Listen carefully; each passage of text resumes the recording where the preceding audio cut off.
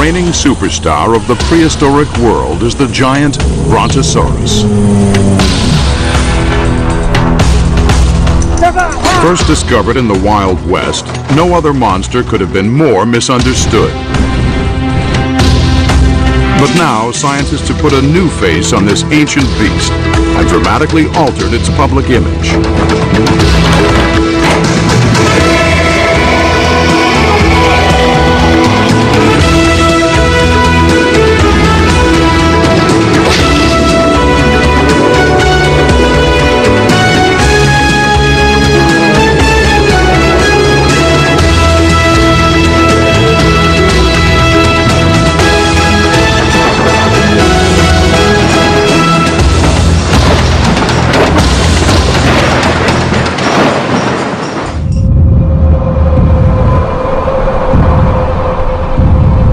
150 million years ago, North America literally trembled under the weight of a leviathan called Brontosaurus.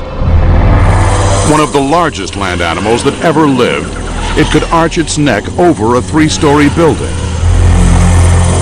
4 times heavier than an elephant, its legs were as huge as tree trunks. First discovered over 100 years ago, Brontosaurus is one of the most popular dinosaurs in the world and the most misunderstood. Long depicted as dim-witted, lumbering, and lethargic, brontosaurs were so big, scientists thought they needed the buoyancy of water to support their massive bodies. And the confusion doesn't stop there. Although they are sauropods, a family of docile plant eaters, almost everything else we know about them is wrong. Even their name. Their scientific name is actually Apatosaurus. One of the first to put the lie to their public image, maverick paleontologist Bob Barker, believes it's time to give Brontosaurus a makeover for the 90s. Brontosaurus, a Jurassic celebrity, the most famous plant-eating dinosaur. I grew up with it. And there are lots and lots of images of Brontos you can get at the toy store, kind of like this one. It's a certain plastic insouciance. That's a keeper. This is a dead loss. This is really awful. Neck's wrong, head's wrong, body's wrong, claws are wrong, bumps are wrong, tail's wrong. Lose that. This one really, really irritates me because it's more accurate than the others, but this is sold in museum gift shops. It should be even better. The neck should be much wider, and the feet are shaped differently here. You've got to unlearn a lot of what you thought you knew about Brontosaurus. And we're going to start with the head, because there's nearly everything wrong with the head, and this one really irritates me. Feel better now. The head of Brontosaurus has been a bone of contention for the past century. The debate started way back in the days of the Wild West, when Brontosaurus was first discovered. In the 1870s, as work gangs cut the Union Pacific Railroad through the American Midwest, they stumbled upon something unexpected. Come here! They found gigantic bones unlike anything they'd seen before. Some as tall as a man.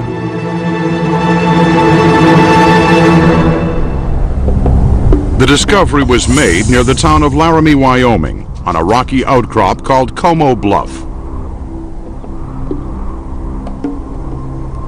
One of the richest dinosaur graveyards in the world, it would yield the skeletons of dozens of new species, and bones by the ton.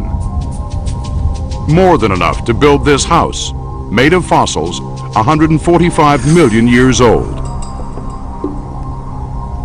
The skeletons from Como Bluff sparked a frenzy for dinosaurs and launched the Great American Bone Rush.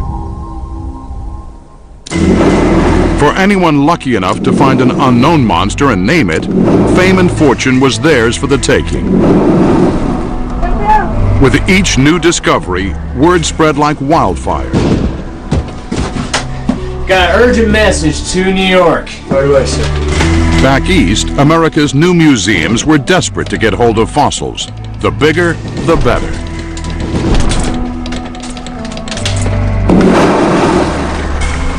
In 1870, Yale professor O.C. Marsh arrived at Como Bluff, hoping to strike it rich and gain his place in the history books. For 3 years, through freezing winters and blistering summers, his team dug up bones from an area the size of a football field.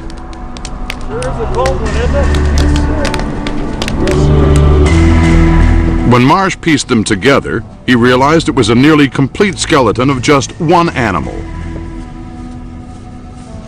It was also the largest dinosaur yet discovered. He christened it Thundering Lizard, or Brontosaurus.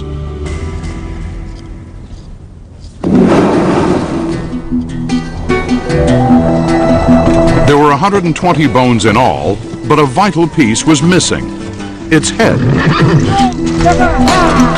As the fossils were being shipped back east, Marsh had a dilemma. Should he reconstruct Brontosaurus without a head, or take a guess? His reputation at stake, he decided to introduce Brontosaurus to the world, head and all. But what head? Conveniently, Marsh had discovered the skull of another sauropod, called Camarasaurus, from a different quarry at Como Bluff. In 1883, at the Peabody Museum at Yale, Marsh unveiled his Brontosaurus for the first time, complete with the head of Camarasaurus. In the rush to be first, mistakes were common, but Marsh's fateful decision would reverberate through the halls of paleontology for the next 100 years.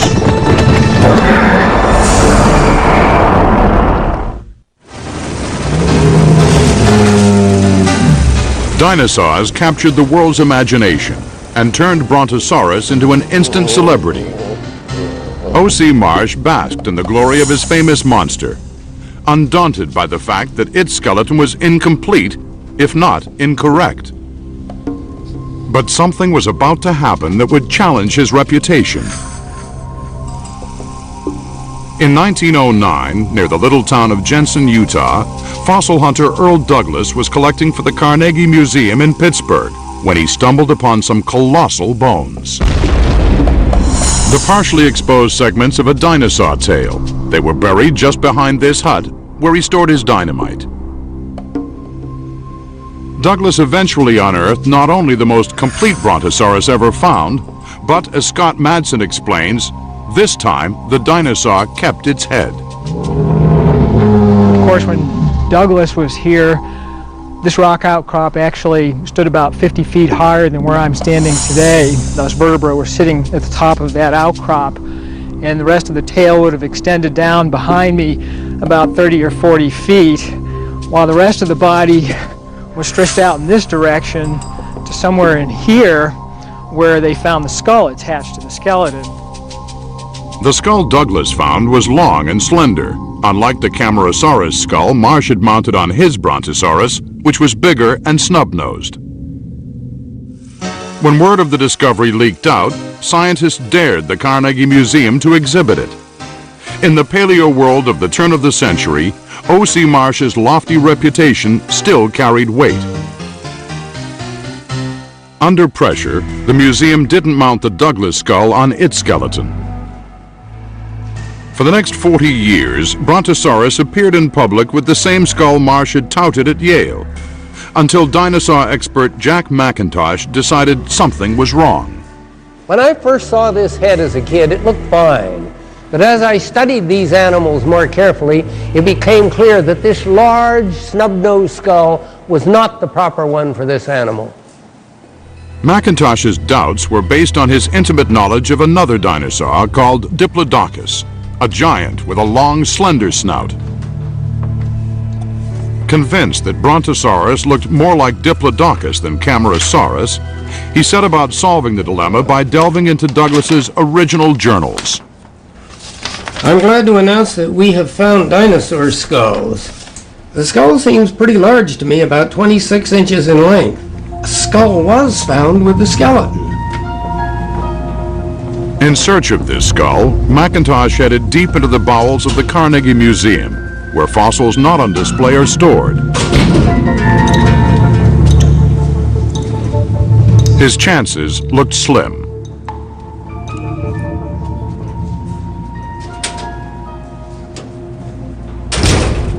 Tucked away in drawers, deep recesses, and murky corners are the remains of countless dinosaurs that ruled the prehistoric world, some still lying in state. Big bones are stored on shelves, labeled according to when and where they were found. McIntosh was looking for any sign of Douglas's 1909 expedition. At the back of the bone room, he finally found what he was searching for. This was the defining moment.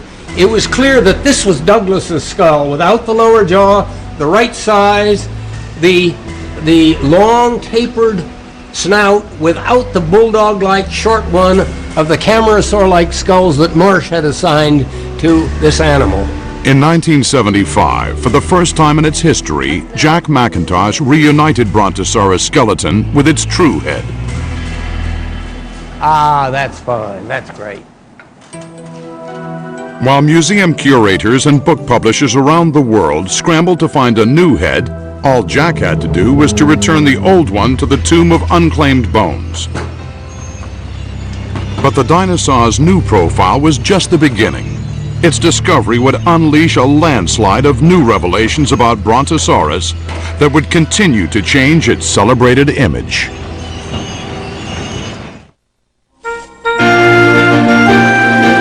The old Brontosaurus was depicted as a tall, upright creature towering over the treetops, feeding on tender leaves, much like giraffes do today. But now, in museums around the world, the image of Brontosaurus is undergoing a major makeover.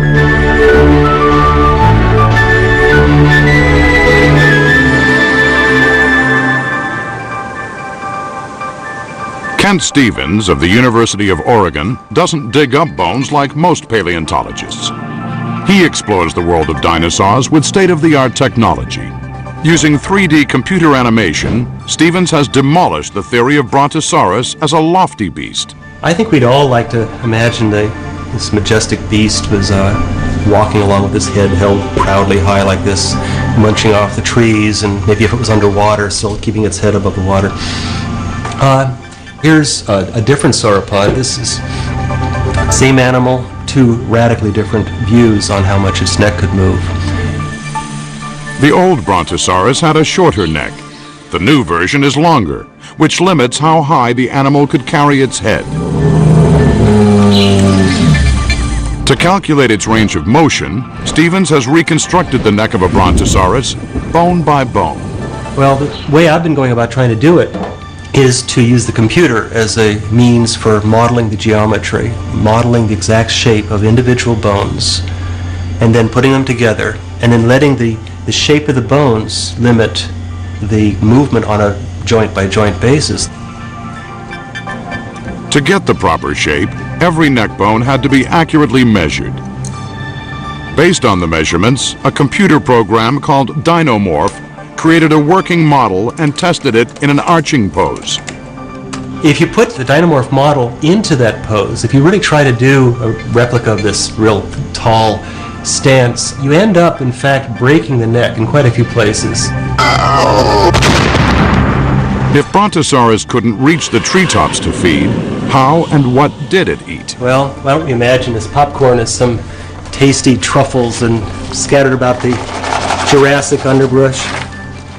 And let's imagine this vacuum cleaner as the neck of the Brontosaurus. Probably swept along in a sort of gentle arc back and forth, picking up what it could, stepping forward from time to time. Sort of a motion like this.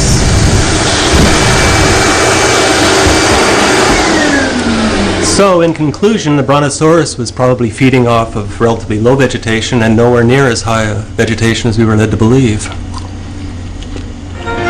Far from a heady life in the trees, Brontosaurus was living off the land. But its head now seems far too small to consume the amount of food needed to sustain its massive body. Unless a vital piece of information is missing. Intrigued by the problem, Bob Barker decided to pay a new visit to an old friend, Alas, poor Brontosaur. I knew him well, Horatio. Well, that is my favorite plant-eating dinosaur, my favorite vegisaur, my favorite dinosaur face, but it's a face full of problems. You can see where the eye goes, the ear, well, maybe the tongue.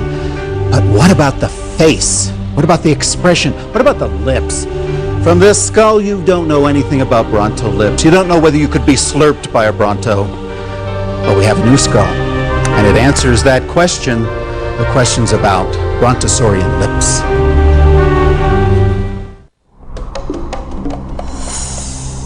In 1995, a team of excavators led by Bob Bacher returned to Como Bluff in Wyoming, where O.C. Marsh first discovered Brontosaurus. At a site called Nail Quarry, the remains of giant dinosaurs are not unusual. But what they uncovered was a complete skull of a Brontosaurus, including for the first time the lower jaw. This skull led Bacher to question his own preconceptions about how Brontosaurus looked.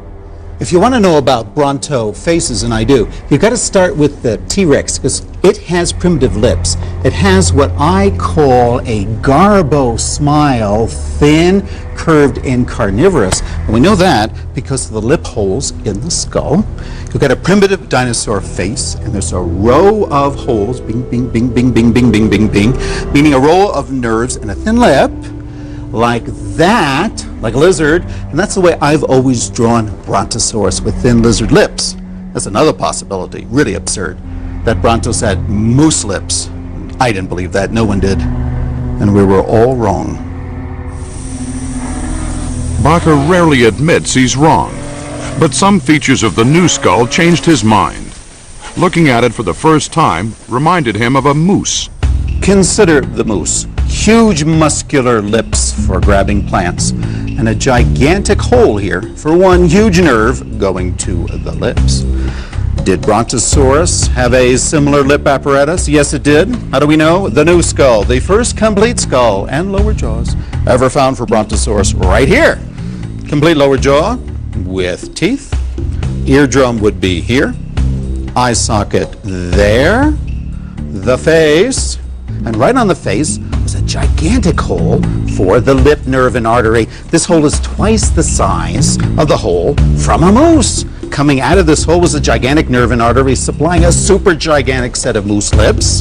And we now can reconstruct correctly the Bronto face. Skull. Muscles and nerves. Eyeball. Eardrum. They're the nerves for the lip. And the face.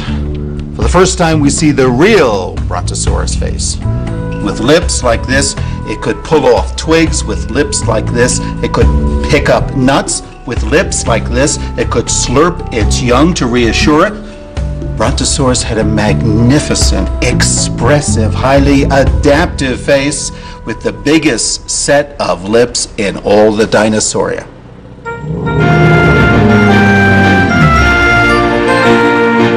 The front of Brontosaurus is not all that's been revamped. Its rear has also taken a beating. For a long time, Brontosaurus was portrayed as the consummate tail dragger, a dinosaur so huge he could barely keep his backside off the ground. Later versions showed Brontosaurus horizontally balanced between his head and his tail. But Brian Curtis of State University of New York is still not sure that it's right. When I first saw this Brontosaurus toy, I said, ridiculous. There is no way Brontosaurus could hike up on its hind legs. But as I began to study the anatomy of this animal, I realized, yes, he could. What Curtis saw in Brontosaurus was that its hind legs are larger and longer than its forelimbs. In fact, the back half of its body is 30% larger than its front. Brontosaurus also sported the world's largest pelvis. This pelvis was so huge because of the amazing amount of muscles attaching to it. This is evidenced by the tall spines and the huge muscles that ran across the top of this animal's tail, and in equally large muscles that ran across the bottom of this animal's tail. These muscles converged on the pelvis and were anchored there, and when activated would pull Brontosaurus up onto his hind legs, with the tail then touching the ground, acting as a third limb. So, Brontosaurus could reach the treetops after all, but not by arching its neck. Instead, it stood on its hind legs, using its tail for support. The proof rests in the size of its large, triangular-shaped tailbones. This large hole in the center is for the arteries and veins and nerves to run through. The size of this hole and the size of these bones indicate the tail was immense. The shape of these bones was long thought to be unique to dinosaurs, but similar bones are still around today. Come on, boys, come on out. Kangaroos use their tail as a third leg, just like Brontosaurus. Kangaroos have large pelvis, just like Brontosaurus. And kangaroos have chevron bones, just like Brontosaurus. Kangaroos can get up on their hind legs and get 5 feet in the air. Imagine how amazing Brontosaurus would have been, 35 feet in the air. But unlike kangaroos, Brontosaurus packed a secret weapon. The massive muscles that heaved it up on its hind legs also allowed Brontosaurus to crack its tail like a whip. The last 40 tailbones are only 6 inches long. Linking them by a ball-and-ball attachment gives the tail its remarkable flexibility. A whip was a useful weapon when warding off a pack of hungry predators. Imagine this whip is the last 15 feet of the tail of Brontosaurus. The lack of broken bones in the tails that we find suggests the tail was not impacting its enemies. But what it could have done is this.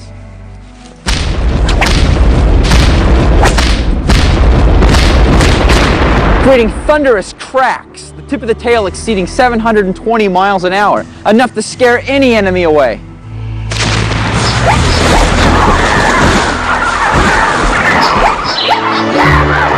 From tail dragger to whip cracker, earthshaker to acrobat, Brontosaurus has undergone the greatest facelift in dinosaur history. Now, more than ever, the giant of giants deserves its celebrity status.